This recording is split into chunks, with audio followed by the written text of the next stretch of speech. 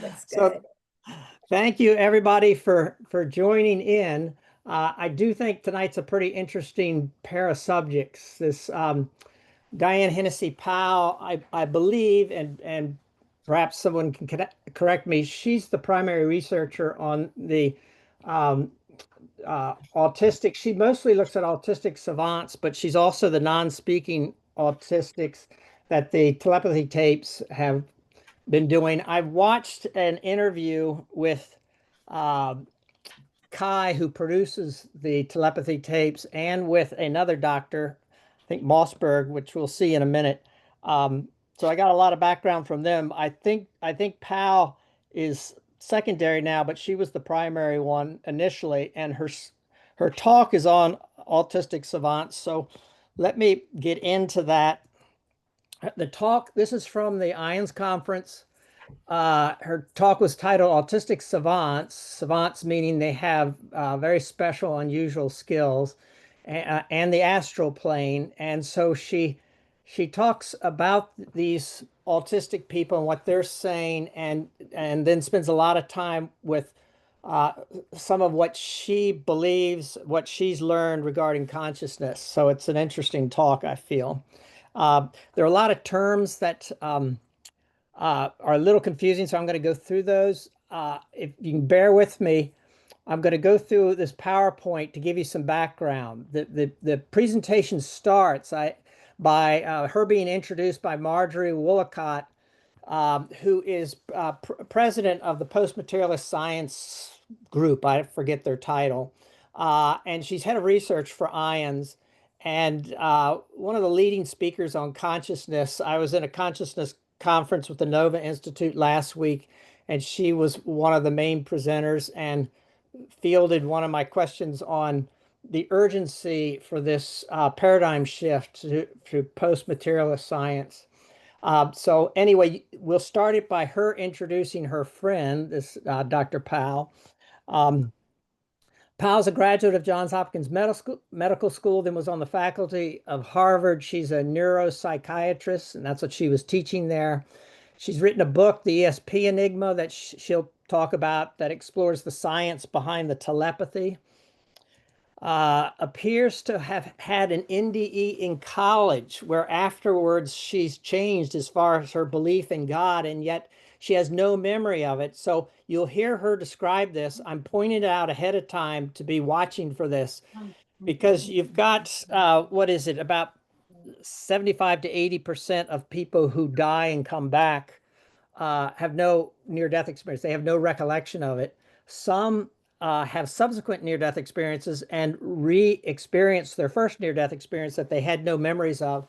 I suspect she had a near-death experience because she heard a talk, was at a talk with PMH Atwater, one of the leading researchers, and the after effects, she kind of ticked off many of those, as you'll hear her say. So I think it's interesting to see somebody who probably had a near-death experience changed her whole view overnight of God, and so had these effects, but doesn't remember anything. What else is interesting? At least 15 years working with autistic savants and is the main researcher behind the telepathy tapes. Kai Dickens is the documentary filmmaker. I have actually not listened to these podcasts, believe it or not, though Julie had encouraged me to probably a year ago. Um, I did see a very interesting interview. They are working on a movie that's coming out that'll be very interesting. Kai has gone from podcast host to producing this film, and watching the interview with her makes this so convincing.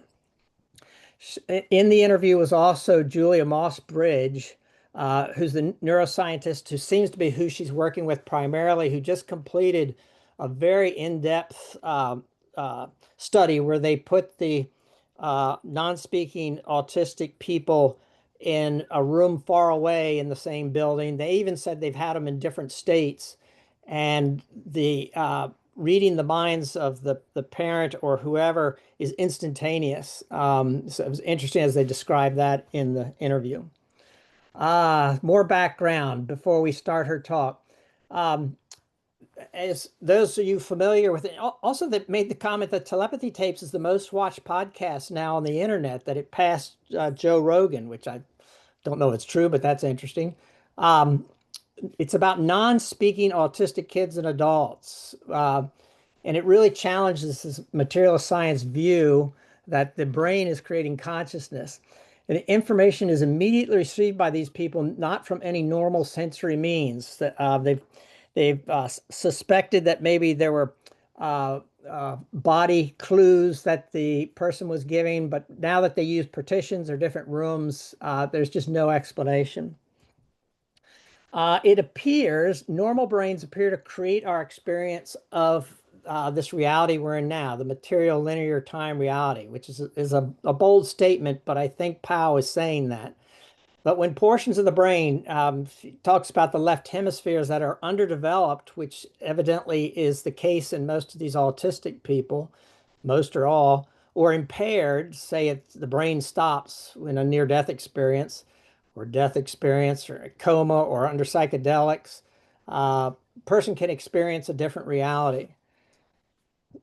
The non-speaking autistic people were always thought to be cognitively retarded as they couldn't demonstrate comprehension of much. So this is a point they make in one of the films about these, they call them spellers, or these non-speaking autistic people. Uh, but their fine motor skills are so impaired that they're not able to speak. And so as you, if you've seen or listened to any of this, what they've come up more recently is these spelling boards, spelling via the spelling boards, or some are have gotten to the point where they can use keyboards, a computer keyboard, has revealed that they possess sophisticated thoughts and feelings prior to now not known. And so in the one video I was watching, you see the mother behind, and the child is expressing things, and it never knew any of this because they've learned to be able to communicate through these spelling boards. They explain that they are not, these are autistic people, explain that they are not fully in their bodies and spend time here and in the greater reality or on the other side, even describing a place called the Hill where they gather, communicate, and learn. Some have explained how they've learned all these different languages, referring to the Hill. In addition, they appear to have access to universal knowledge, often seeing answers to complex questions. The wonderful examples of, um, I guess, Rain Man was based on this, but things like prime numbers, calendar days, you'll hear Dr. Powell talk about this, and they often see them in their mind's eye and just read them out. Here are a bunch of terms that are thrown out in this talk, and I think also in one of the other videos I saw. So I'm not going to spend a lot of time on it, but xenoglossy is this idea of speaking or understanding a language the person's never had any exposure to. Uh, she mentions ataxia, which is a lack of muscle coordination. Psionic relates to these abilities of the mind, like telepathy or telekinesis, where they can bend spoons or move material objects. Singularity, I still have trouble defining that one. This is what AI gave me. Synesthesia, they talk about because these autistic kids and adults usually are using or are experiencing two stimulus at once. So when they're looking at numbers, they see colors around them or different shapes. It's very common, this synesthesia, with all these autistic people. Abnormal perceptions, sensory interpretations that differ from reality. Savant is simply somebody who has these extraordinary abilities.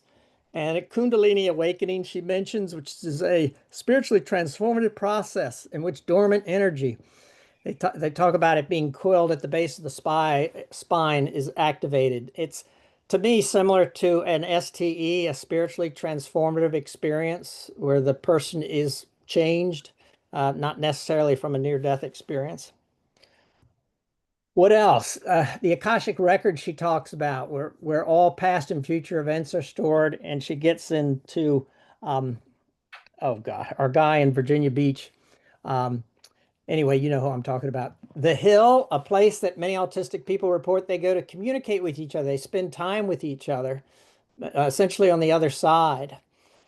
Plasma is interesting. She gets into the subject of plasma, which is essentially very hot gas, the stuff that stars, novas, and lightning made of, where the atoms, the electrons, protons are stripped from atoms and stick together.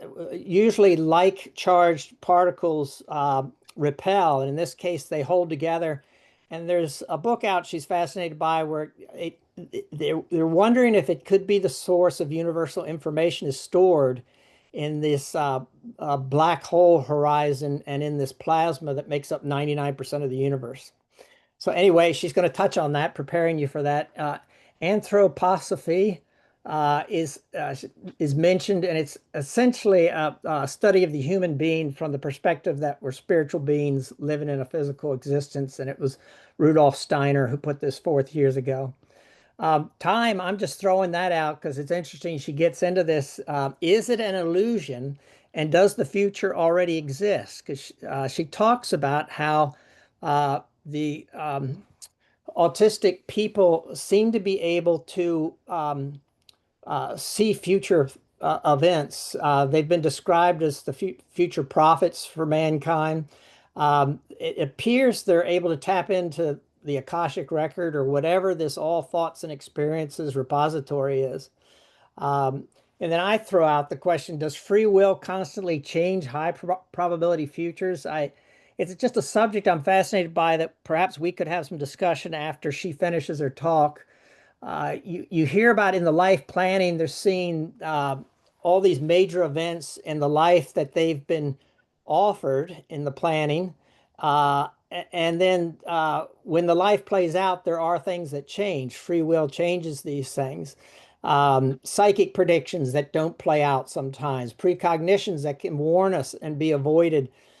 This whole subject of time, if they're in the realm where past, present, and future is all the same, and yet when they sometimes share future, it doesn't play out that way. So anyway, very interesting subject, time. I'm still trying to wrap my head around that.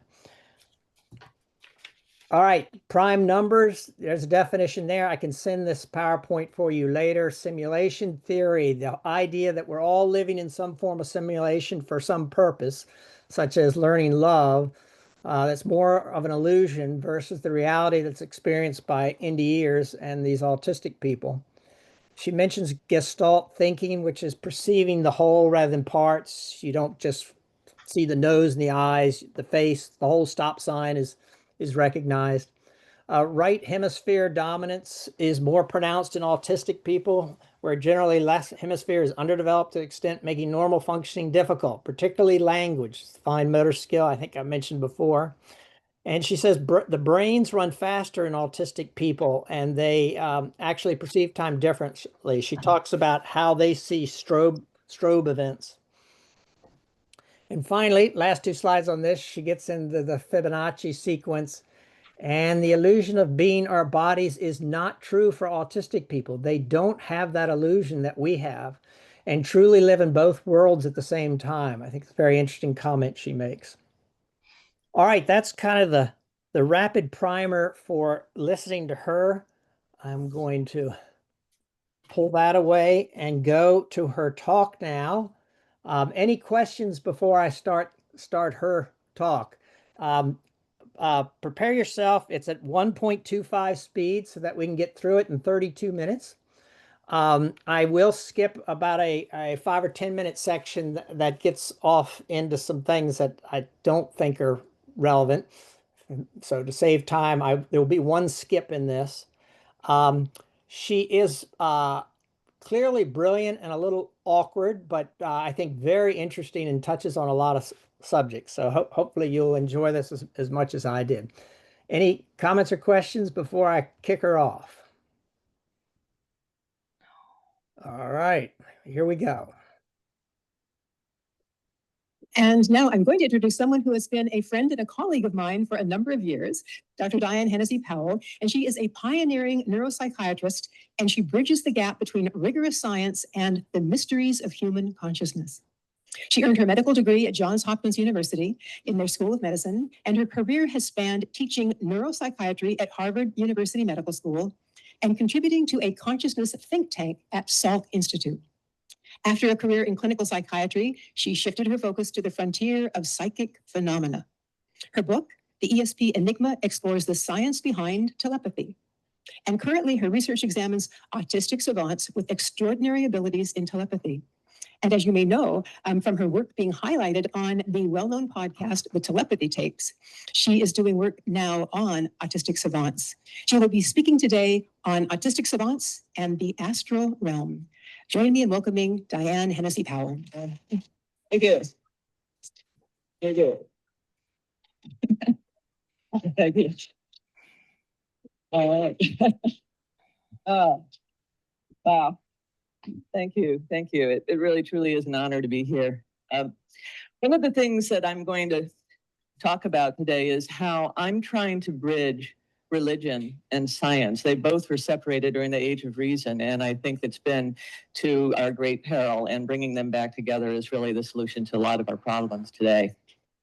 And I didn't think that this was a gap that was bridgeable.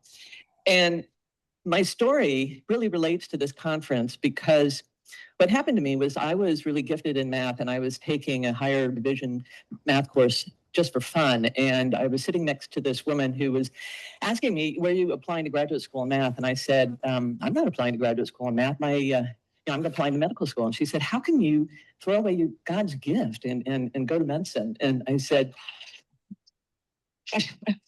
and I said to her, I said, you've gotten this far in math and you believe in God? Because I grew up with a father who was an atheist and a mathematician, and I didn't think the two were compatible. And she said to me, you've gotten this far in math and you don't believe in God? Oh. So what happened is we got into this discussion, and I said to her, hey, I wish I believed in God, but I just don't see how you can bridge that gap. It's how you're raised is really woven into the fabric of your being.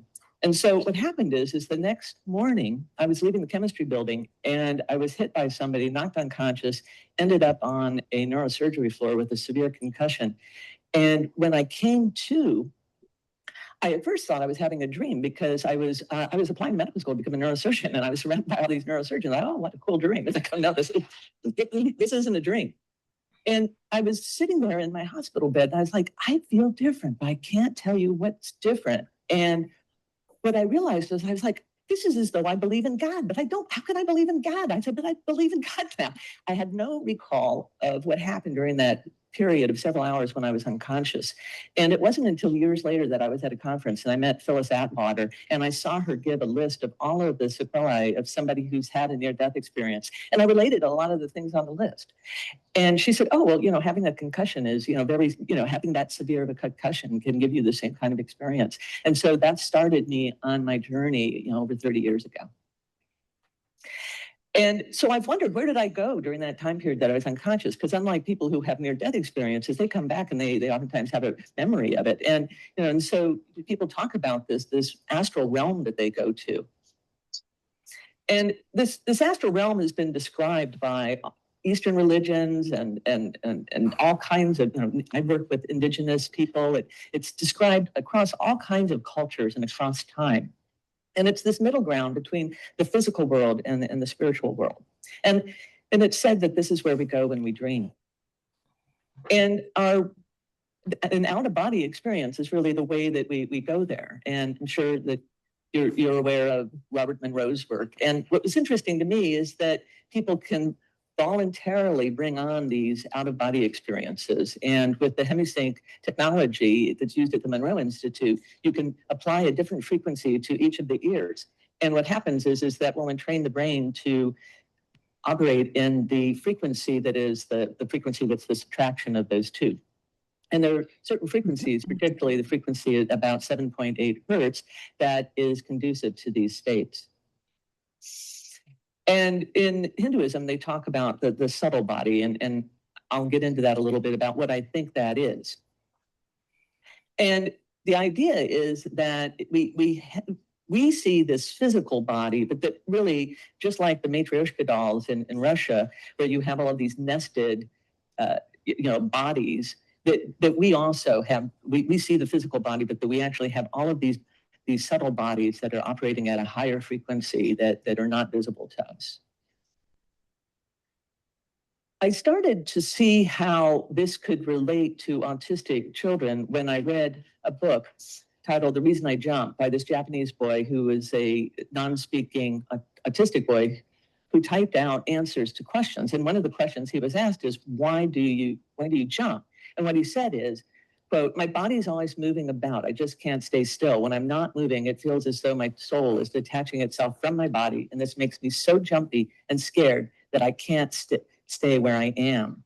Similarly, Tanner, who was written about in the Autism Prophecies by William Stillman, he also describes, and his mother described that he said that his soul was detaching from his body. And similarly, Akil, one of the boys that I've been doing research with, now he's a young man, he also says his mind can't see his body. And I love this cartoon where you go to the top of the hill to talk with the guru, and he's having an out-of-body experience. You have to wait till he comes back. So for those of you who've heard the Telepathy Tapes podcast, one of the things that really fascinated so many people was that these autistic individuals who've never met one another, who come from not just different parts of the United States, but different parts of the world, described having astral experiences where they go to a place called the Hill, and they're in telepathic communication with one another there. And the way that this hill is described is they say it's a really calm place, it's very serene. They oftentimes say that it is a hill, it's grassy with trees. Some say it's like a temple, some describe it as being like the Akashic Records, a library. It's a place where they have a lot of fun. And they describe it as being guarded by these angelic beings of light. And that you can't get there unless you are an individual who is really of pure-hearted, and you have to really be a loving person. And their description of the hill really fits this description in Eastern traditions. And the Mount Meru is a place that is thought to be actually, some people think of that as being, the place that they go to. And the Akashic Records is a concept that has always fascinated me when I first heard about Edgar Cayce, because I thought, isn't that interesting if there really is a record somewhere of everything that's happened in the past, but also everything that's going to happen in the future?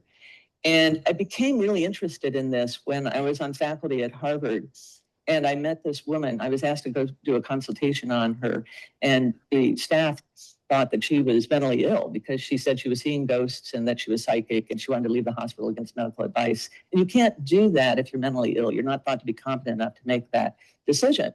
And when I went in to see her, she said those things to me. And I just said, well, can we just sit down and have a talk? And, I wanted to gain her cooperation rather than just sign the paperwork to retain her. And she said, sure. And she said, oh, by the way, I'm getting a reading on you. Do you mind if I tell you what I see? Sure. And she said, first thing she says to me is, she says, your husband's a chemist. And my husband was a biochemist and an MD. And she goes, and he's applying for a job in 2 different cities right now. Well, that week he was applying for a job in 2 different cities. And she said, and in his heart of hearts, he wants to go to one of them, but you'll end up in the other one. And I knew in his heart of hearts, he wanted to go back to Baltimore, which is where we met at Johns Hopkins. And so she really had my curiosity. And I said, well, where are we going to end up? And she said, San Diego. And that was the other city. And we ended up in San Diego. And she also told me I was going to have only one child, and it'd be a daughter, and that I'd be successful, and that I would leave psychiatry to write books. And all of that has come true. And so it made me really wonder about, is there this future that already exists? And I knew from my studies of physics that there are physicists who say, yeah, that our sense of time is really an illusion, that the past, present, and future all coexist. There's Edgar Cayce. I love this quote by him: birth in the physical is death in the spiritual, and death in the physical is birth in the spiritual. And I first became interested in autism because of Oliver Sacks. I met him in 1986 when he came to Johns Hopkins after having written a book, The Man Who Mistook His Wife for a Hat. and which was a really interesting title. And I really, the reason why I became a neuropsychiatrist was that I was just interested in all these quirky syndromes that I thought, if we could understand those, and with the neuroimaging that was coming on board, we'd be able to really map out the brain in a way that would really inform us about human consciousness. And the story in that book that really captured my interest was about these two twins who were autistic, and they were institutionalized because they were so dysfunctional, but they had these skills that were really remarkable, such as calendar calculation, in which they could tell you any day, if you gave them any date spanning thousands of years, they could tell you what day of the week that fell on, and they just instantaneously knew the answer. And I knew that there weren't really very many good algorithms for calendar calculation, and that even if you had the algorithm in front of you and a calculator and were a mathematician, that you wouldn't get that answer as quickly as they did.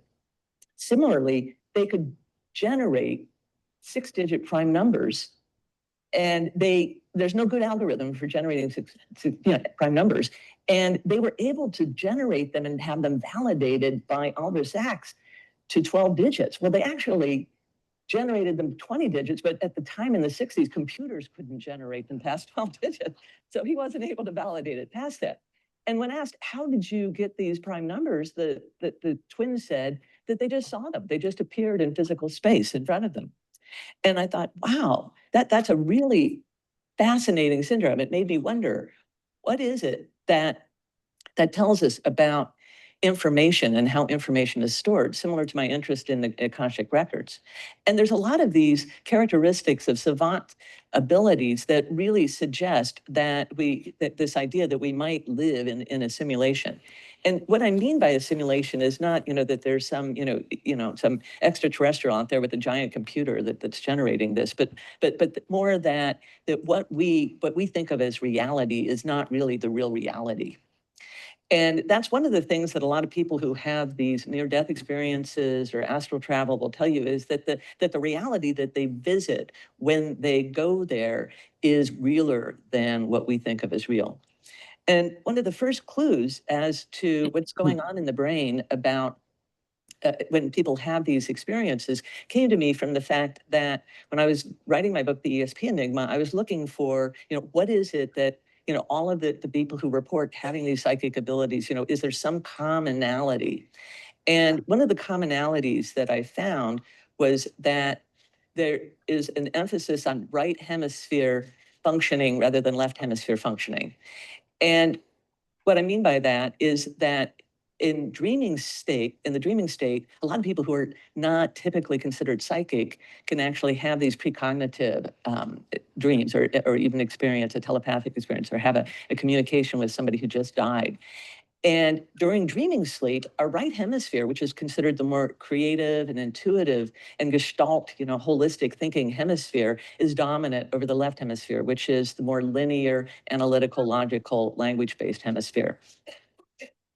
And Jill Bolt-Taylor is somebody who was a neuroscientist at Harvard who had a stroke in which she lost her left hemisphere functioning, and she got to experience that right hemisphere way of being, and she wrote a book about it.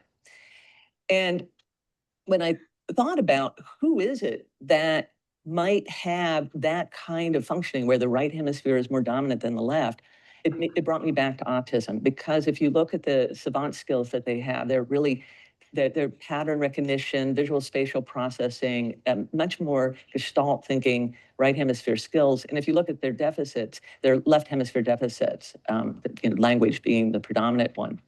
But similarly, there's research that shows that autistic individuals have far more of these what we call anomalous perceptions than other individuals. And some people believe that that's because their brains are just running at a faster speed. And in fact, they actually perceive time differently.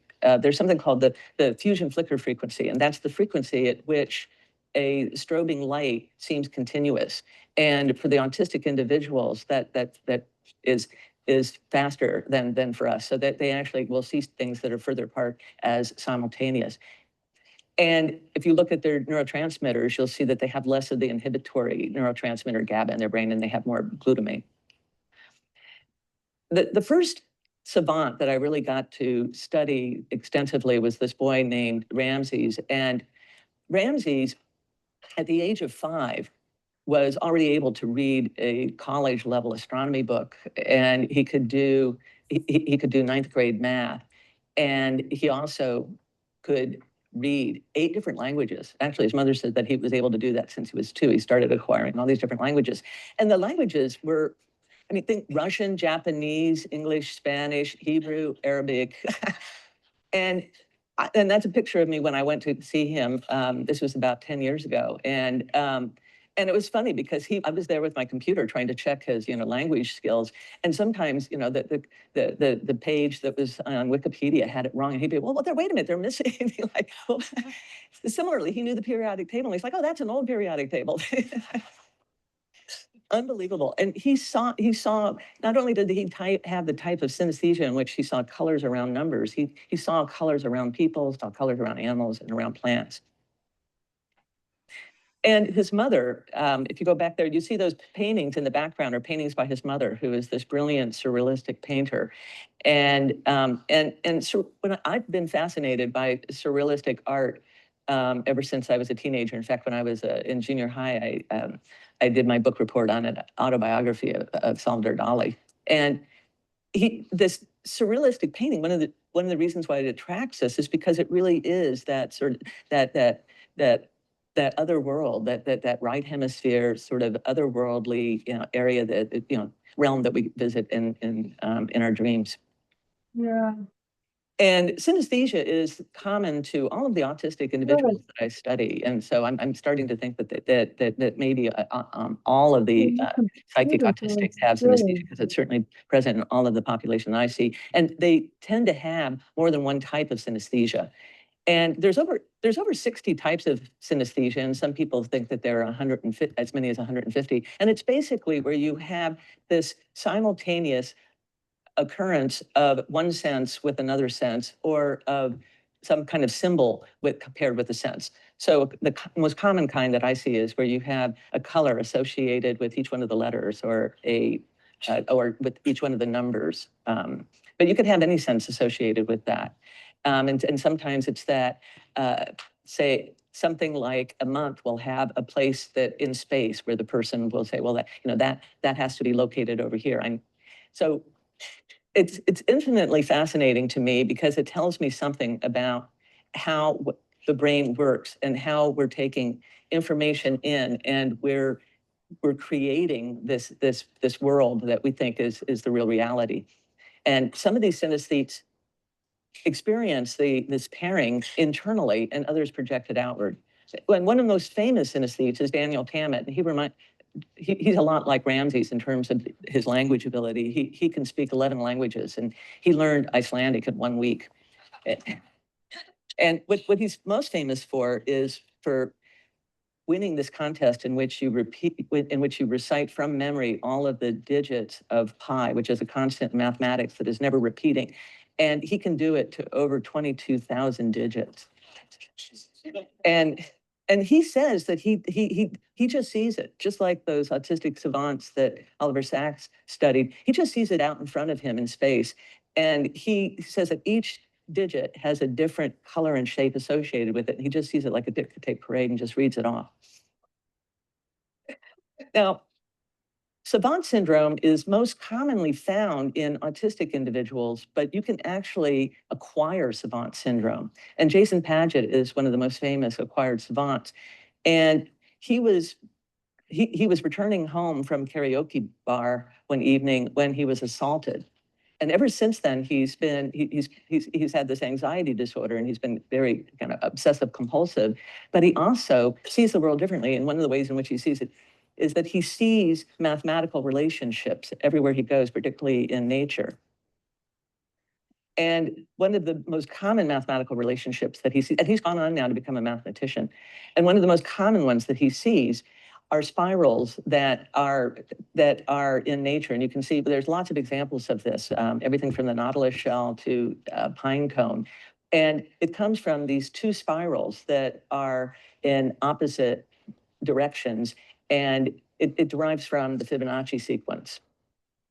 And the Fibonacci sequence, you can see it in the musical scales, and you can also see it in the visible color scales, and you can also see it in DNA. So it's this mathematical relationship that is very, very important to the way that everything is organized. The other concept for trying to understand these savant skills and the astral realm that's important is the human biofield. And it's in the shape of a torus, which is a very important mathematical shape, that it is the most energy efficient, and it's very self-regenerative and self-reflecting. And we see this toroidal shape in a lot of nature as well. And the most obvious place to see it is in the apple. And this toroidal shape of the biofield is also seen by people who do see auras and energy fields. They'll tell you that they see this. And it's mathematically related to the Mobius strip. And the Mobius strip is this loop that if you take a strip of paper and you tape the two ends together, and you run your finger along, there's an inside and there's an outside. But if you put one simple little twist in it and then tape it together, and you run your finger along the inside, you'll end up on the outside and then on the inside. And it's a shape that's always fascinated me because it tells us something about dimensionality. And I remember when I was writing my book, The ESP Enigma, I originally was going to name it the Mobius Mind, because I thought of the way to think about the mind is it's very similar to a Mobius strip, that we really think that the inner world, our inner world, and the outer world are separate, but they're really like the Mobius strip. They're really interrelated in the same way. And I remember telling my daughter that I was thinking of calling it that. And I said, you know what a Mobius strip is, don't you? And she said, Mom, I'm 11 years old. And I said, oh, of course you do. She goes, no, Mom, I don't.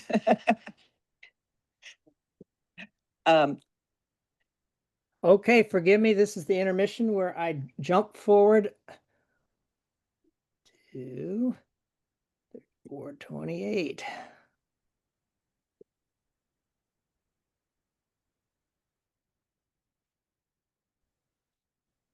There we are. Okay. I also get emails from people who are having Kundalini awakenings. And there is a transformation of consciousness that is occurring on the planet right now. And it seems to be accelerating. And it's just very exciting to me to be alive right now and to be part of that process of really helping to spread the word and helping to change the paradigm. There's a woman named Nancy Rebecca, who was a nurse, who she had her own Kundalini rising experience. And she actually sees blue light codes, okay, which, goes back to this idea that, maybe we do, live in some kind of simulation. And there are a lot of people who are theoreticians. Tom Campbell is one of the most famous ones, who have been talking about this for decades. And David Chalmers is a philosopher who speaks at the Science of Consciousness conference on a regular basis. And he wrote a book where he says, we really have to consider this as possibility, and we really can't disprove it.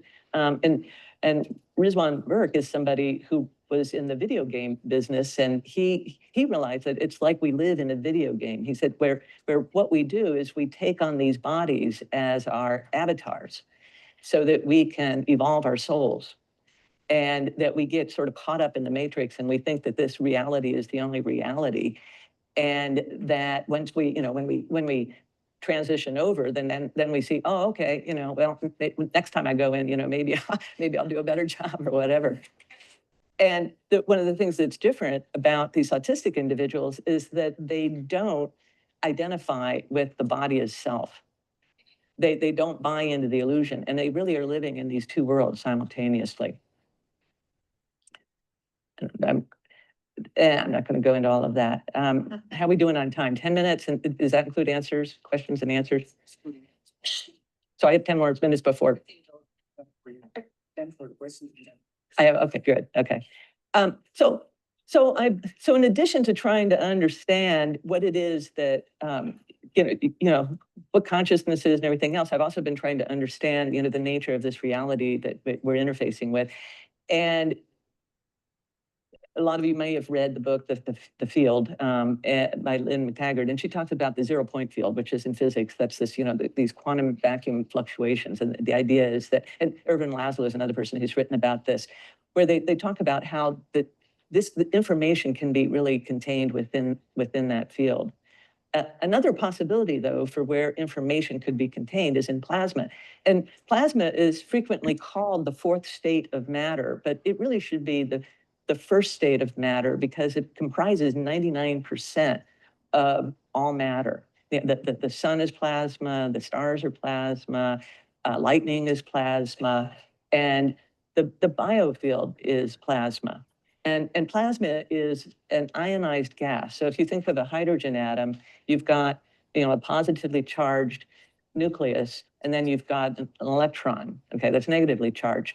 Well, in plasma, what you have is you have the positive charges and the negative charges are separate from one another, and they're actually hanging out together, which is something that we think of as, well, that, we're told that, like charges repel one another, but in plasma, you can have electrons all hanging out together, and the way that they behave is as though it's alive. I mean, that was one of the things that David Bohm, the physicist, who came up with this implicate-explicate order, that's one of the things that he said about plasma that fascinated him. And people are now starting to study plasma because we know that it's very important to understanding consciousness. And in fact, you have people who can actually emit plasma. Mm-hmm. And there's a book that's getting a lot of traction now called A New Science of Heaven by Robert Temple. And in it, he talks about these plasma clouds that are perfectly positioned in our solar system such that they're not under the influence of gravity because of where they are relative to the moon and the earth. And he believes that those, that's what the Akashic records are. I'm neutral on that idea, but I do look at plasma as something that can contain information as well. And one of the things that's interesting is that being struck by lightning is another way in which you can have acquired savant syndrome. And in fact, there are indigenous cultures in which if you are struck by lightning and survive it 3 times, good luck. You are considered a medicine man, within your culture. And I know a medicine man from the Lakota Sioux who was struck by lightning 3 times. And there's this person who was an orthopedic surgeon who was struck by lightning. And afterwards, he all of a sudden became a musical composer, and he was just obsessed with creating music. And he released a CD of his music called Notes from an Accidental Pianist. And his best known song is The Lightning Sonata. And this is just a table just to give you an idea of, that, I'm weighing these different ideas about the Akashic records and plasma versus the 0-point field as being what could be containing this information. I had this person contact me, about 6 months ago, who had this experience that was fascinating to me because he had been studying the techniques with Robert Monroe with the binaural beats and having out-of-body experiences. And one day, he and his wife went into his garage. They were just in the garage because I said, why were you doing in the garage? He said, well, I've got 5 kids. I needed some peace and quiet. So he goes into the garage with his wife.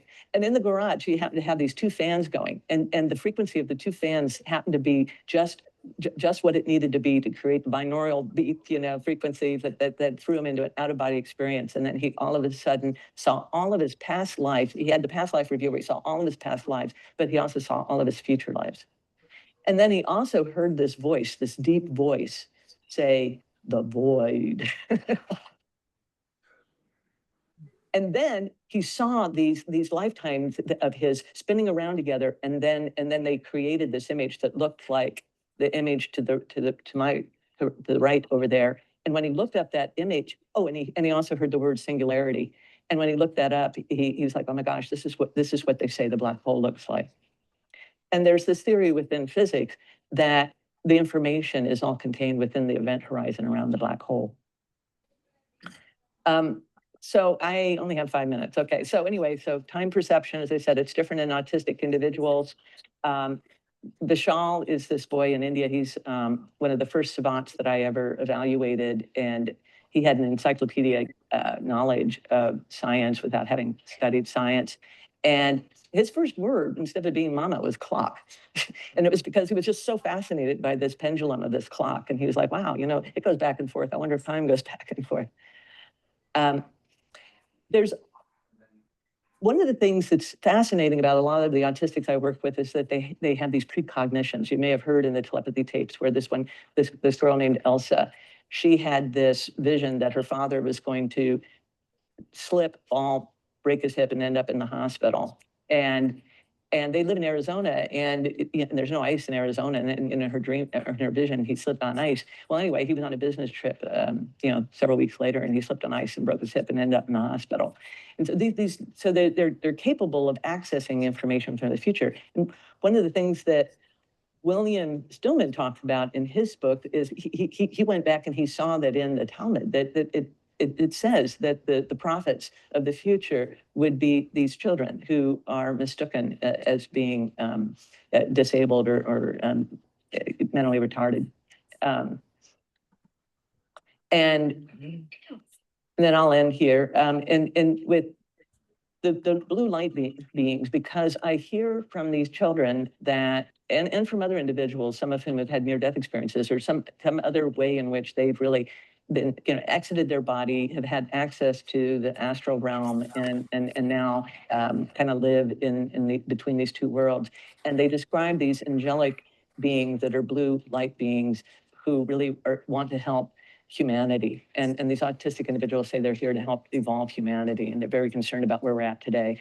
And one of the things when I first heard about these blue light beings, what it reminded me of is the blue star Kachina, which is a Hopi prophecy about the end of the fourth world and the birth of the new. And the end of the world doesn't mean the apocalypse. It means the end of the world as we know it and the birth of a new. Okay, thank you. Woo. Okay.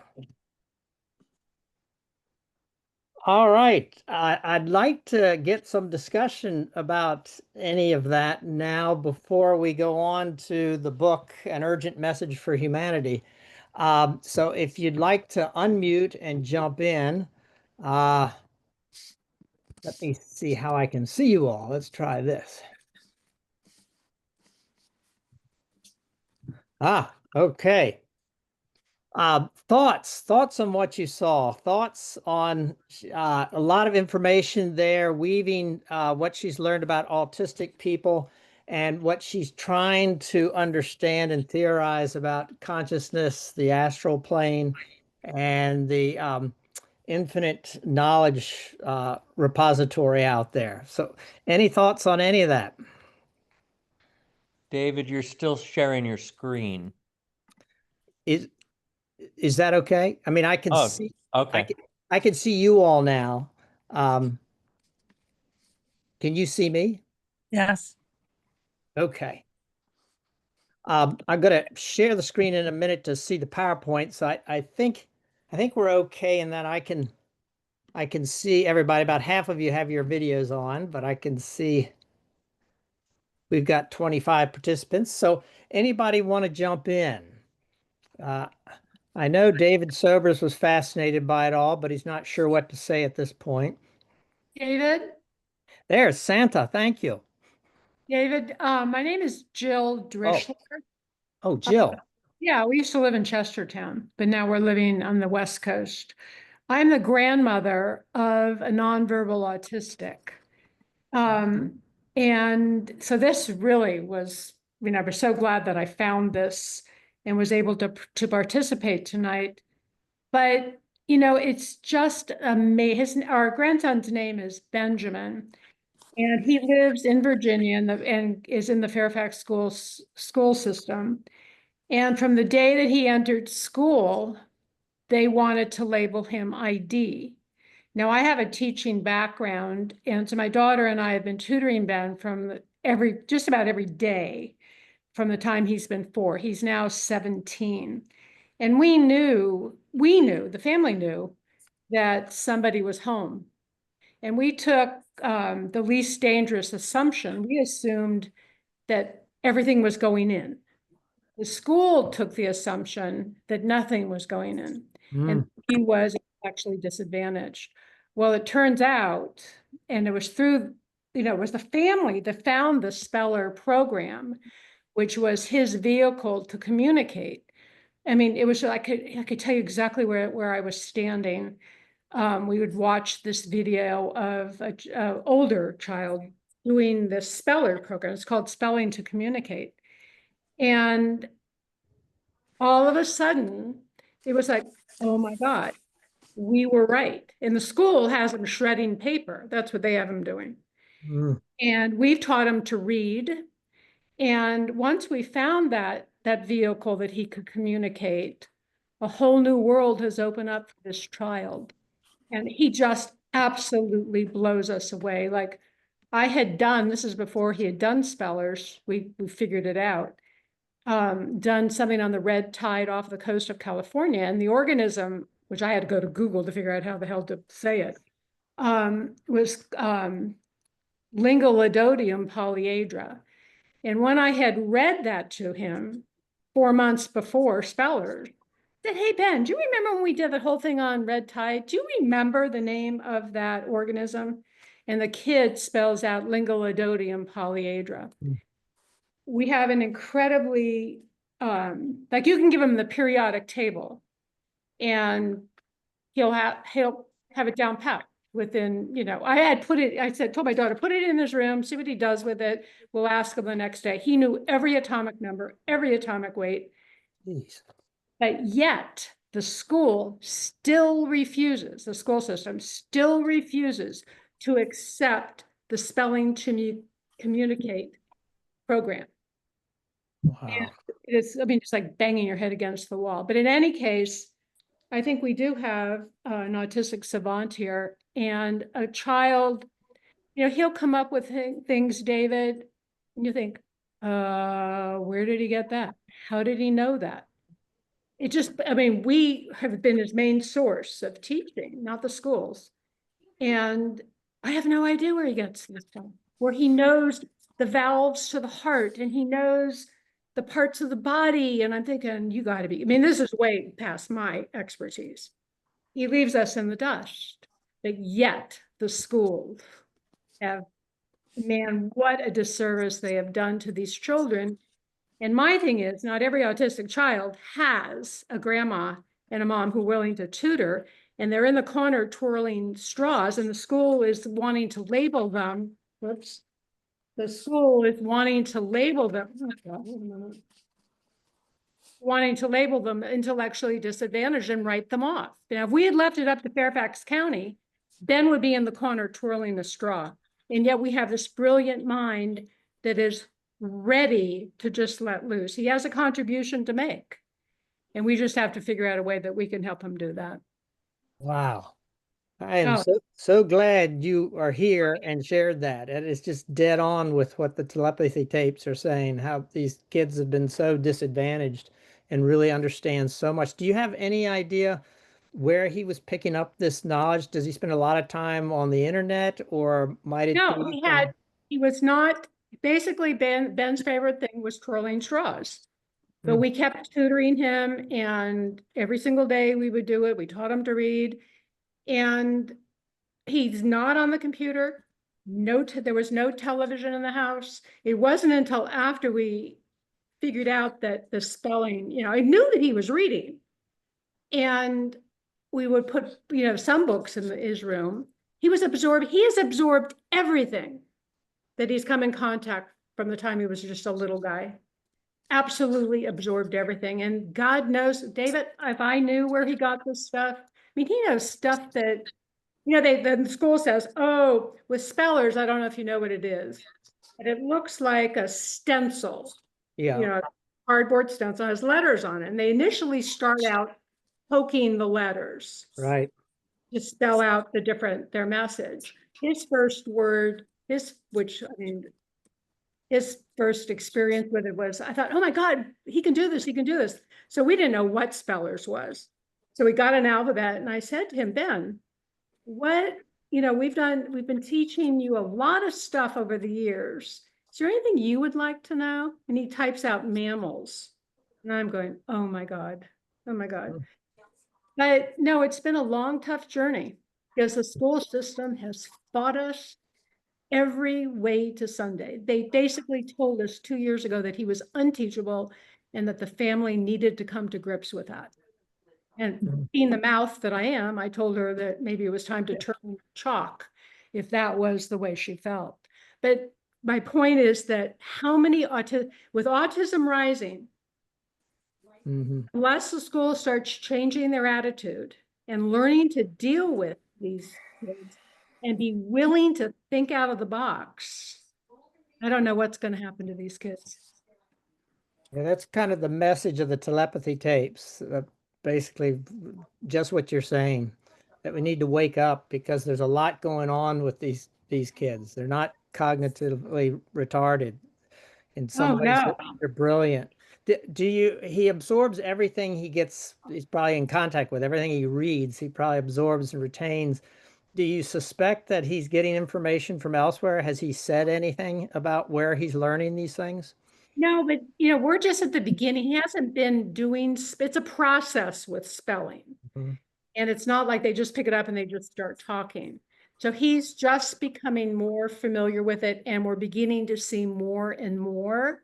Like he wrote this most incredible poem that's actually going to be published in the National Spellers thing that comes out every month or whatever. He is so deep and so wise that it's almost scary. And I'm hoping that maybe it's, like on this tape, maybe it just shows up in front of him. I don't know.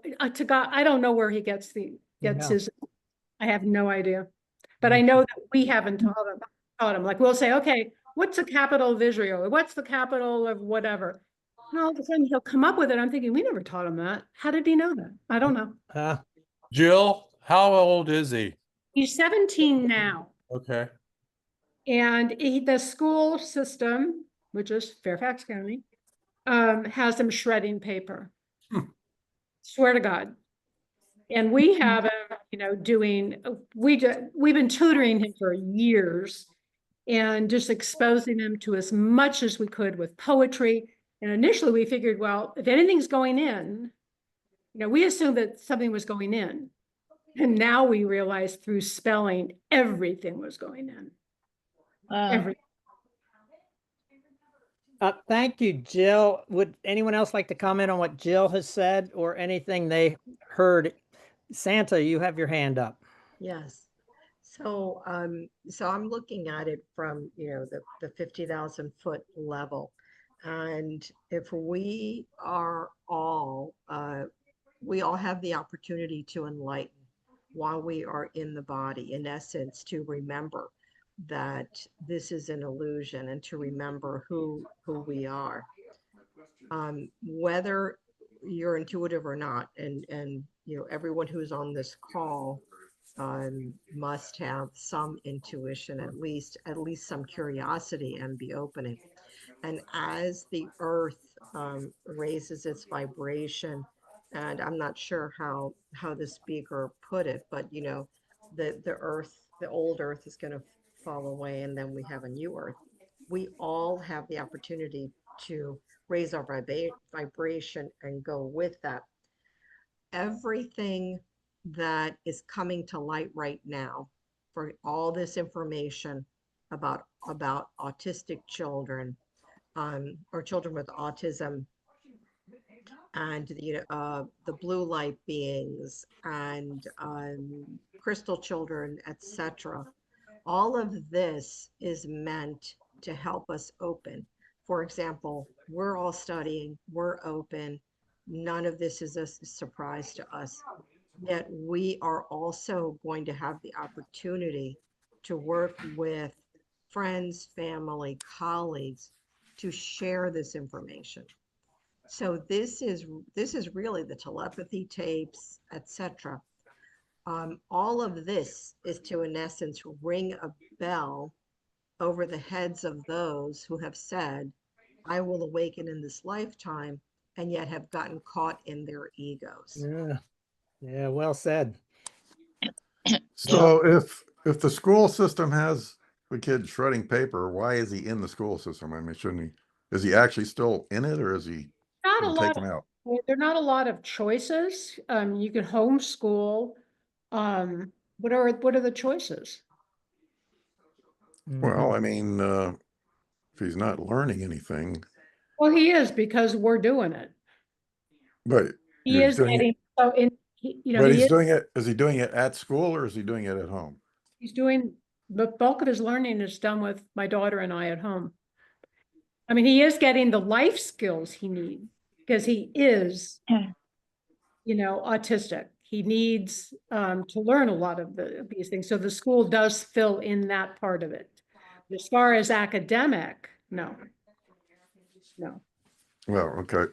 I mean, a good example was we had gone to an IEP meeting and the school that he's 16 at this point, and the school, the teacher comes in and she said, oh, we had such a good day. Ben really liked the Very Hungry Caterpillar. He's 16. I don't know if you know what the Very Hungry Caterpillar is, but it's a 2-year-old book. Right. And I said, excuse me, he's doing Harry Potter and you're doing the Hungry Caterpillar, really? But yeah, it's a battle. They see what they believe. They believe that he is intellectually disadvantaged, and that's what they see. Thank But you. you can't, but you can't demonstrate to them with the using the method We that, have sent them tapes of him doing the spellers program. One of the things I asked him, it was on Virginia history, and I asked him what was the motto for the state of Virginia, and he writes it out in Latin. And we had it on tape and we showed it to the school, and I challenged them, can you, the spellers is like 2 miles from you, the school. Will you go and see him in action? They wouldn't do it. I have a question, David and Jill. Hi, Jill, it's Sydney. Hi, Sydney, go ahead. Okay, thanks. This is my first time to ever hear autistic savant, but prior, I had met someone who was described as idiot savant. Is that just the terrible way that schools would call these kids, or where is that? I don't. Yes, I saw that term used in one of the videos on regarding the telepathy tapes. I think it's idiot savant or the other end of the spectrum savant. I can't remember the name. But yeah, I've heard that term used before. I don't think school systems use that term. And the other thing is that all school systems have advocates for for the children that have IEPs. And if you're not in touch with your advocate and they're not helping you, then there's a problem there. And we have fought every battle with the school system. We've hired Advocate. an independent advocate. And it's the best way I can describe it is like hitting your head against the wall. Does They the don't. school system even have the resources for your grandson? Right. Doesn't sound like it. Doesn't look like it. So we're right now we're looking at different, you know, with spellers. They're hoping to get him on a college track, but it's through, you know, it's a lot of money for the family, a lot of time. But I think it's just now beginning to pay off. We're seeing a light going forward. And he's, you know, he is so ready for this. But yeah. I just want to say I agree with Santa that, and I worked in the school system, and I can see it's not just children with autism or adults, but ADHD and some of these other things that, you know, we think we're better than them. And they're these indigo children that some people refer to them. And I truly feel that they are the teachers of the future. And they are here to teach us. And I think our jobs, because all of us here are becoming more aware, is to share this information, put it all over your social media, whatever you can do to share it. I mean, that's what we can do. They had asked him at one of the scholar sessions, his disability is called apraxia. It's a language disability. Yep. And they asked him if there was anything paradoxical about apraxia, and he writes, yes, frequently, you know, we are in a classroom we are treated like the stupidest, but we indeed are the brightest. Hmm. Yep. Wow. That's a great, true example of what we've just been studying. David, I need your email because I want to send you the poem that he wrote about grace in the world. Good, he has good. Were you on this email list? How did you find us? I got it from Carol Mylander. I'm a friend of Carol's. Oh, great. And she knows that we came with Ben for years, and then she passed it on to me. But Yeah, we used to live in Chestertown. Remember Miss Anna's? Yes. Yeah, Scotty's, yeah. The news center. Yes, absolutely. My email is dlamotte, Hyde, @gmail. Okay. And would you like to be added to this mailing list? I'm not sure. I would. I very much would. Okay, great. Once I hear back from you, I'll do that. Yeah, sounds good. Any other comments? I mean, I've got a whole nother subject to go over tonight. I think I can do it in 15 to 20 minutes, but I don't want to cut short so many subjects that came up in her talk. Does anyone else want to share any comments on what you just heard? Sounds like you're dying to hear what the urgent message for humanity is. I think we probably know it already. Yeah, I think you can suspect what that is. All right, let me pull that up. Let me get back to our PowerPoint. Let's see how I find that. There we are. Okay, let me know if you can see this. Play from the current slide. All right, if you can't see this, somebody shout. But I will keep going. Okay, urgent message for humanity. You're seeing my full screen. I don't know if I can hold up the book, but anyway, let me run through this. These are my takeaways and some background on it. It's a book by Dr. Melvin Morse, who was a somewhat famous NDE researcher of children. And he's president of this Institute for the Scientific Study of Consciousness. And part of that group is our friend, Dr. Raymond Moody. And he wrote the foreword to the book. And he states the study is important in that it convincingly demonstrated that the living can communicate with those discarnated spirits in all informational domain, often referred to as the other side, what we were talking about earlier. So one of the major takeaways of this book, he feels, and the Institute feels, it's a very scientific study that is pretty convincing that we can communicate with the other side, that consciousness does survive physical death. I'm going to ask everybody to mute your mics because I'm getting a little bit of noise, and then we can open it up again when I finish this. Let's see. The Bigelow Institute for Conscious Study. Robert Bigelow is the aeronautics billionaire who he was also in the hotel business. But his curiosity about consciousness, and you may have seen him interviewed on UFOs. He's putting a lot of money into this. He's the one who had the essay contests 3 years ago, where he put up, I think it was $2 million. There was first place was $500,000, then $250,000, and then $100,000, and several in the top 5 were near-death researchers. Pim von Lommel came in second and won $250,000 for his essay. So he's determined to understand consciousness and is asking all the leading minds to come forward with this. And so his latest project was doing a very scientific research with, they originally approached, I think it's over 200 mediums, but they ended up with 19 mediums that were rigorously tested. So let me go through my notes, see if that comes up. They came up with 4 questions, but essentially, as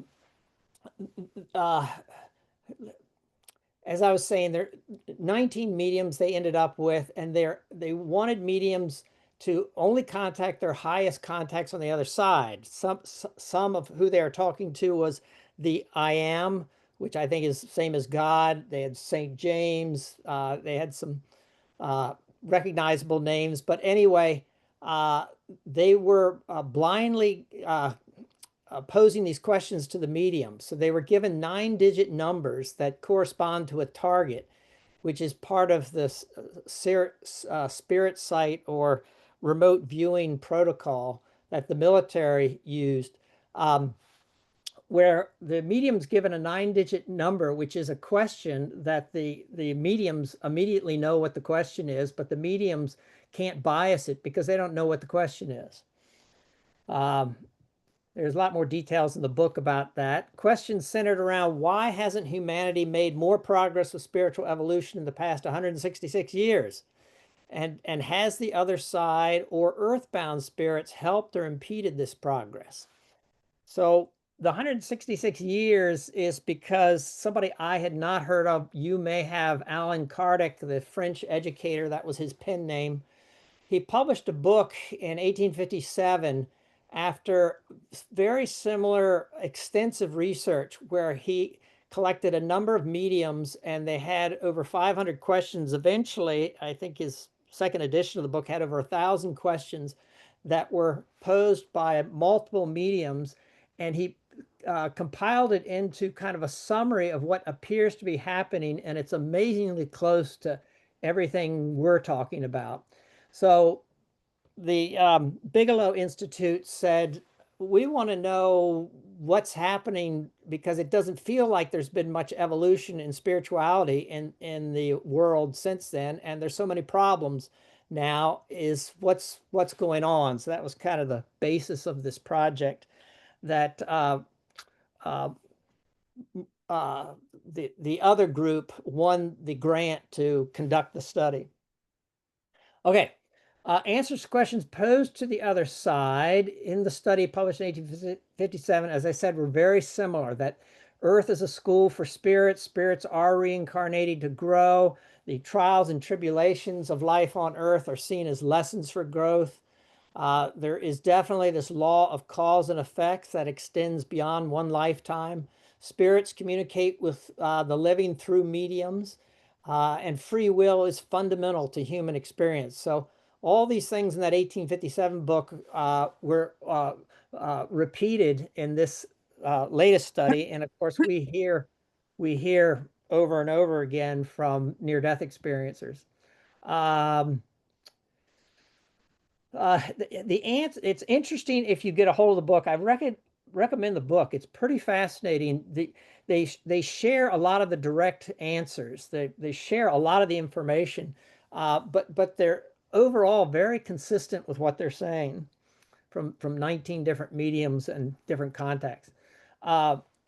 It says that some of the conclusions, the other side does not see the tragedies of the last 150 plus years, and they use examples of the 2 world wars as failures of humanity or the spirit world, but they see them more as catalyst for spiritual growth for humans, and that this is largely up to humans' free will, which is a little, as we'll get further into this, it's a little concerning. I hope they had our backs better than this study seemed to indicate. The other side claims that they mostly try to help via individual inspirations and ideas that often result in new technology, inventions, or cooperation. They consistently communicate that help is available from many loving spirits and other entities, i.e., extraterrestrials and others who are very interested in humanity and helping the evolution here. They do talk about that. They acknowledge there also are destructive entities, both on the other side and in the earth realm, that are influencing human thought. Some of them are just mischievous. Some of them are really pretty nasty. And they simply, part of what they do is they love to feed off chaos, the chaotic energy that they help create with suggestions they seem to leak into the minds of humans. Coincidences found in the different answers prove that beyond the message conveyed, there seems to be solid evidence of true communication between humans and TOS. So these quotes that will be the rest of this PowerPoint slide are the conclusions of the book and of this group, the Institute for Scientific Study of Consciousness. This is what they concluded from this study. Another conclusion: willful ignorance and difficulties in spiritual progression have resulted in humanity's current state, where humans could destroy themselves with their unbridled embracement of technology. The Spirit showed how technology can come from a spiritual source and advance humankind's material and spiritual progress. So they're saying technology in itself is not bad, and they've actually helped. They mentioned AI, and they suggested AI may be a means to improve communication with the other side. But they said our consumption, our total attention to technology, and the way we've pulled away from God, with religion becoming less important, acknowledging that religion can be a problem in itself, but over the years, religion has helped man be at least more aware of God and that we are spiritual beings having these physical experiences. With things going in the other direction, they are concerned with that direction and being so consumed with technology, humanity is. The current world situation of multiple wars, violence, political instability, and the dramatic transformation of the political landscape into warring factions that no longer listen to each other demonstrate a lack of spiritual progress. What's interesting is this study happened in 2023 and I think 24. The book was published in 2024. So this is all stated before our current administration and the disaster that's happening now that we're watching unfold. The other side indicated free will and individual choices are the drivers of human spiritual progress, and they are far better at inspiring humans, often manipulating humans by putting them in the right places at the right time, than preventing disasters. They offered no examples of preventing world problems or disasters. So they did supply examples of how they've done some things to help with ideas, but no one got examples of how they've helped avoid disasters, implying that free will is pretty sacred and fundamental to what this is all about, and that they will help and they encourage to ask for help, but that sounds like we're more on our own than I had thought we might be, according to what these 19 mediums collected. Okay, this may be the last quote of the presentation. Their position, in the end, this is their last paragraph of their conclusion chapter, is that the spirit world inspired this current project to give mankind an urgent message. In other words, they inspired Robert Bigelow and the team there to do this project. And the message was, learn to love or be destroyed by your own technology and hate for each other. This is placed in the context that they cannot or will not prevent humanity from self-extinction, but can warn of impending disaster, leaving it up to us. Humanity must make the choices necessary to exist as a species. Only by making those choices can humanity have the opportunity to continue its spiritual progress. There's my concise takeaway from this book. Let me go back to seeing everybody. How upset are you with that message? And has anybody read this yet? Woo, there it is. No, I haven't read it yet, but I was going to read it, but now I think you already told everybody what's in it. So I killed it for you. But it's interesting because if you go into some of the UFO stuff, there's people that say that UFOs will not allow nuclear war. So whether or not that's true or not, I don't know. I guess But, they're referring to extraterrestrials who are concerned or interested in right, what's happening here, right. are trying to So not let us there's destroy ourselves. Right, because I guess there's been some stuff where at nuclear facilities where stuff has been shut down, in an unknown fashion and all this kind of thing. So I don't know how, I don't know what to make of it really, but that's something that's out there. Yep. Yep. Other thoughts on this? Are you depressed, Santa? So we are creating our own experiences, and those of us who can need to practice. They mentioned the drama, and we can choose not to engage in drama, not to engage in catastrophe. In one of my past life regressions years ago, 10 years ago, I saw a vision where everyone has the opportunity to raise their vibration with the Earth's vibration. So you mentioned earlier, the old Earth is going away and there will be a new Earth.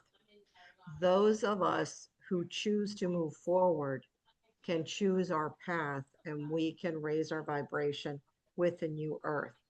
For those of us who want to continue to live in drama and continue, in essence, in summary, to stay on that wheel, when you mentioned free will, those will stay back, and they will experience whether there's war, etc., until they choose the light.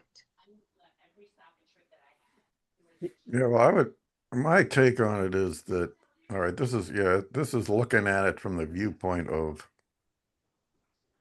what we can say is Maya, the illusion, the virtual reality, the game, whatever you want to call it.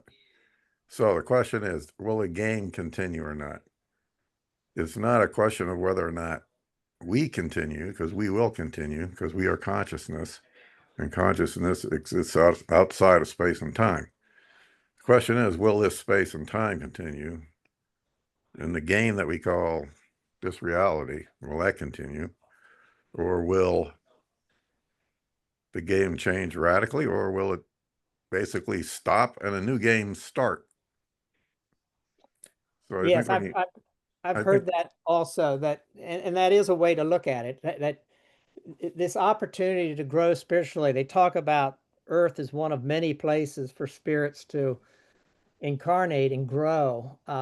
And if this is no longer available to spirits, there are other opportunities. So from that standpoint, much of what I hear is similar to what Santa's saying and what Powell said, that they're not seeing an apocalyptic end, but it was curious that in this book, they hinted that things can either get bad, but it can get as bad as extinction. And they talk about how we thought that when the nuclear power, we were very concerned then, and we're less concerned about that now, or I think we might be.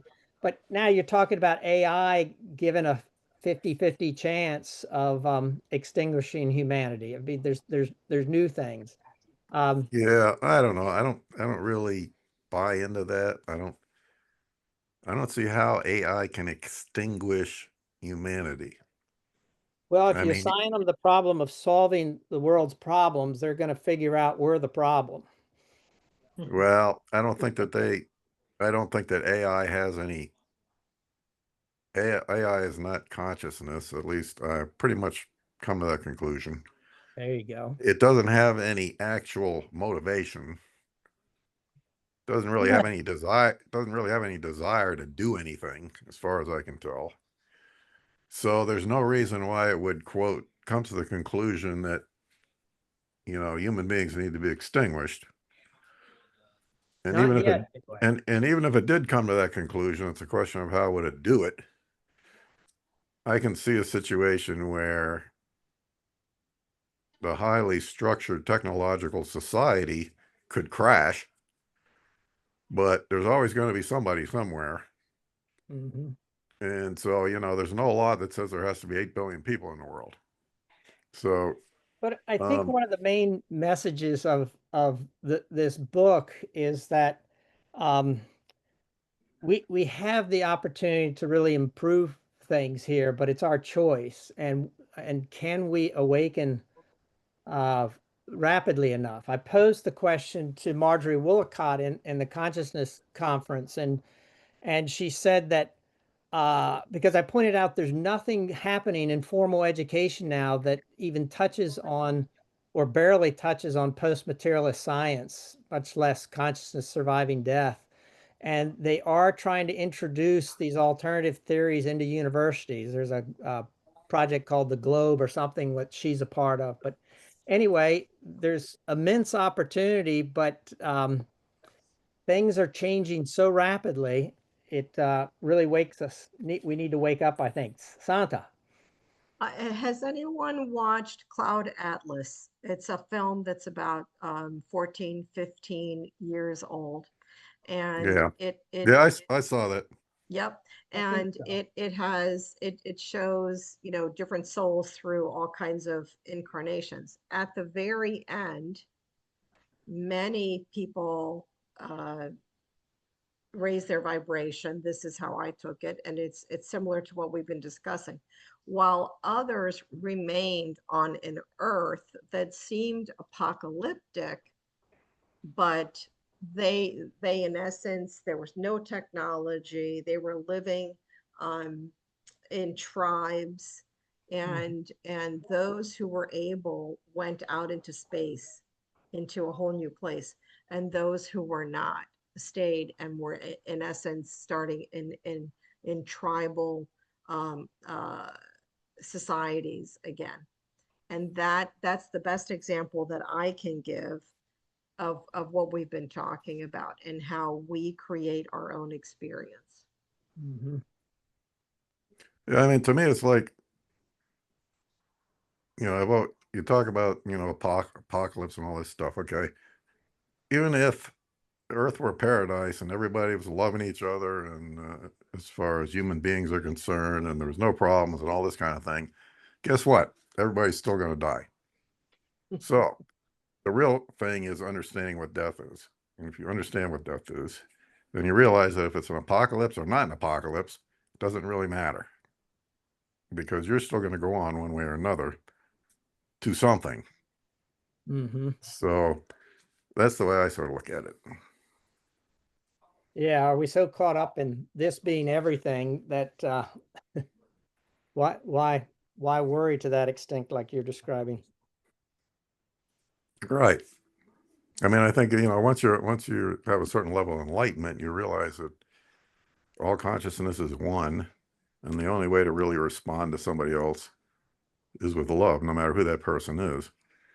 So if you can sort of avoid the distractions of the game, so to speak, then you can focus more on responding with love in any situation. So if you do that, then that's the best you can do. Now you can do that, but you're still going to die.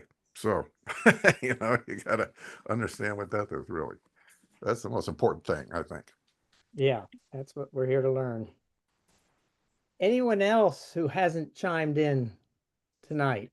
Well, I was just going to say that not only will consciousness will continue to survive, but the Earth is not going to continue to survive no matter what we do.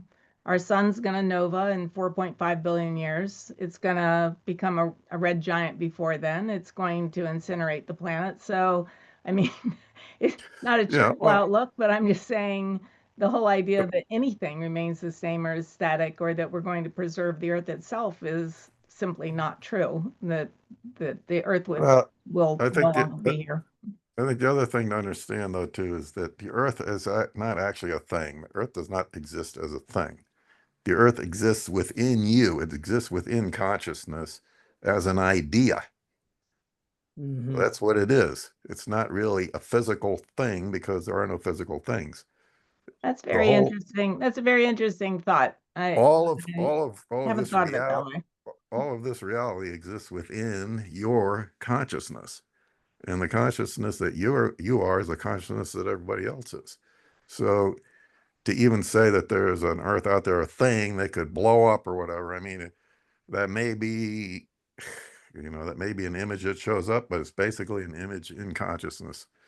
So would that mean that when we explore the moon, that's because we all have the same idea that the moon exists and that it's something that physically exists outside the Earth? No, it doesn't. Well, we have the idea that it physically exists outside the Earth, but it's not really. But it's not really there? It's not really true. It Hmm. exists as an idea. So an Interesting. idea does not have any physical properties. An idea is an idea. So when we bring moon rocks back to the Earth from an exploration, that's still part of the idea that it's all on a mental field. Right, right. You can look at it. I don't know if anybody's listened to Donald Hoffman on YouTube, they should probably do that, because he's the one that really brings scientific rigor to this whole thing. But basically, you can think of everything. Think of it that we're all in a virtual reality right now. We all have these headsets on, which make us seem like we're in this virtual reality. So we're all basically just like a multiplayer game. We're all running around. We're all seeing different things, and sometimes we see the same thing and all this kind of stuff. But in a virtual reality, the computer only generates what you need to see. I guess doesn't- the one fallacy I've always thought with that idea is that it precludes or it doesn't explain the nature of surprise. If it's all something that we're all mass hallucinating or we can all make up, I'm thinking like when Native Americans first encountered Europeans, they first saw those boats, those ships offshore, and these strange white men in their costumes they'd never seen before. If it's all something that we are imagining and conjuring, how is it we're ever encountering surprise? I can't be surprised by something that I already had in my head. You're sort of surprised at a level. Well, the surprise shows up at this level, but at the actual level below this, that's doing the generation, the information exists. That's like when you have a near-death experience, people suddenly know everything, right? Mm-hmm. If you know everything, you can't be surprised. Mm-hmm. But in this particular virtual reality that we're in, we don't remember everything. Mm-hmm. So the stuff that's a surprise wells up from underneath that. It's all very interesting. I want to add that I've studied a lot in another class I'm in about AI and the exponential rate at which it is growing. Look at Elon Musk's farm that he has, that I think it's in Louisiana, that covers acres and acres and acres, and it's all one giant computer.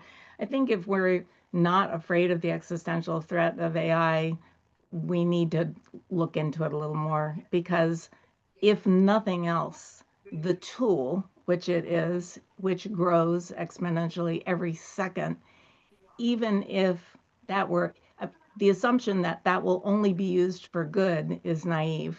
And so, the fact that it's not conscious, and I'm not sure that it can't become so, but even if it can't, if it's in the hands of someone with evil intent, I think it could end us. I think it could lead to our own extinction. Well, like I said before, that would be, quote, the extinction of human beings, which we're not human beings. So yeah, I in hear the you. end, I hear in the you, end, and it I doesn't understand matter. what you're saying. Yeah, and the prior discussion, I think, is really interesting that it's all an agreement. We are creating all this in our minds. Is a lot of physicists are saying this. People like Eben Alexander, that's how he describes this. It's just really tough that we've conjured up a planet, a Earth, and a universe as old and as massive as it is. Seems like an incredible computer game that's been created, or that we've created, when you look at the age and the vastness of the universe. But I have to lean on the side of what Tom's describing based on what I've seen so far, but it's really hard to wrap my head around that. But Yeah, well, yeah, you gotta, yeah, you definitely have to. I think Hoffman says something about take reality seriously, but don't take it literally. I like that. Julie? I don't disagree with all of this. However, There is a reason we are experiencing it. We are meant to come here and experience it as humans. I mean, you know, we make that spiritual agreement to come to Earth or wherever we choose to go to experience and learn lessons or whatever, you know, we're doing. So I don't think, for me, it's not like it doesn't matter. It does matter. Yeah, if the world blows up, we're still alive. We'll go on to the other side or whatever it is. But I think it does matter that we're experiencing this physical world. It has purpose. Yeah. We're soul. So I can't say it doesn't matter. Yeah. Good. Well, what's interesting is that, like I said, going back to Donald Hoffman, he says that when you think about it, he says there's an infinite number of experiences and things, and an infinite number of frames that these experiences can come in. Instead of having a 3-dimensional universe, why can't you have a 100-dimensional universe? Why can't you have a 1,000-dimensional universe? You know, we can't even imagine colors that we've never seen, right? Mhm.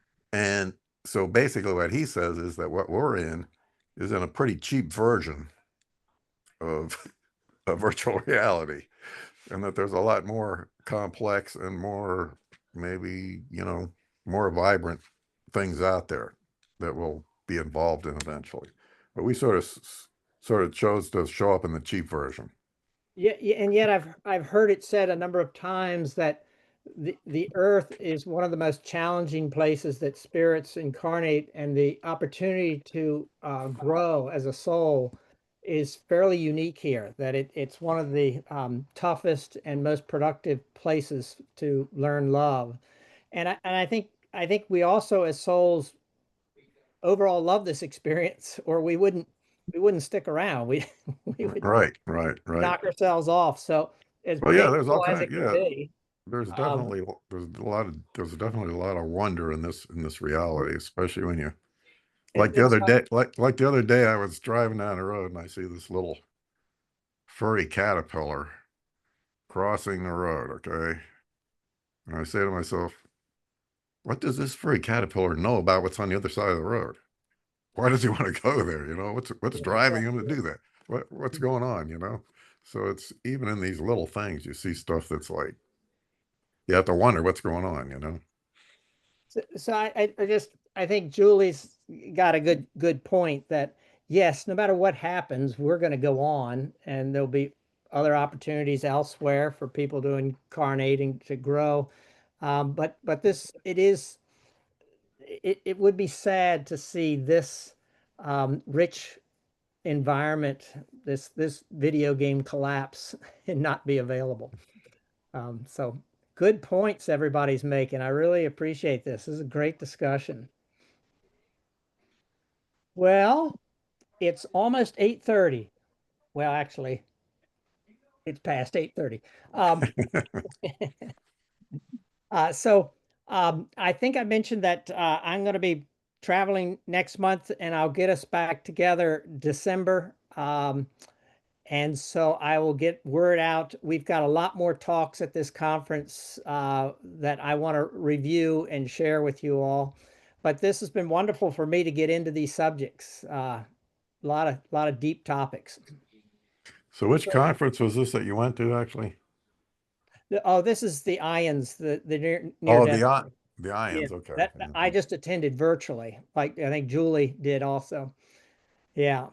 So Okay. by attending or signing up, you get recordings of all the talks. So I can go through those and pull out some more that I think may be interesting to the group. David, you did another great job and you put a lot of energy into this and we thank you for it. I love you being here, David. Thank you so much. Greatly appreciate it. Thank you. So the telepathy tapes, are they actually on YouTube? They're podcasts, audio podcasts. I've found some clips on YouTube that explain it, and there's a movie that's called Spellers that really gets into it. That's interesting. So I just Google it. But they're coming out with a big movie, but the telepathy tapes, I think, are all podcasts. Okay. Thank you. I want to just add one more layer of weirdness to the whole astral world. People with Alzheimer's, some of the things that I'm reading about now where, Oh, I know her. and they become nonverbal, some of them.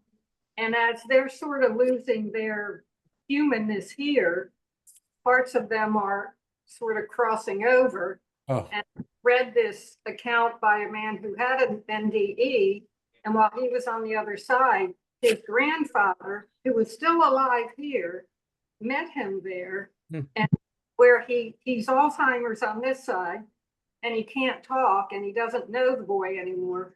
But on the other side, he showed up, and he was his healthy self, and he gave him advice.